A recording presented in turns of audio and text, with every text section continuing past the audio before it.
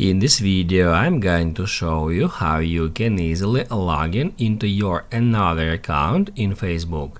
Be sure to watch the video to the very end so you don't make any mistakes, and of course do not forget to like this video and subscribe to my channel. Thanks guys. So let's get started, and first off, open up Facebook app.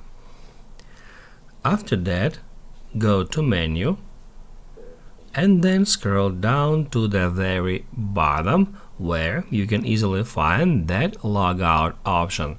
So first of all, we need to log out from our current account. Just tap at that button, confirm it, and then after a couple of seconds you will be taken to the page that looks like that.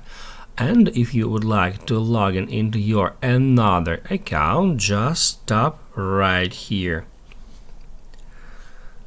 Then just enter your mobile number or email in the first field and your password in the second. After that, tap at login.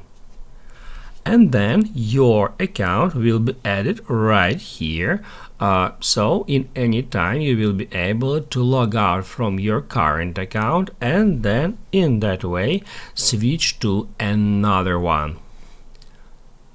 Once you decided to switch back, just go to menu and then in the same way switch to another one. If this video helped you out, don't forget to hit the like button.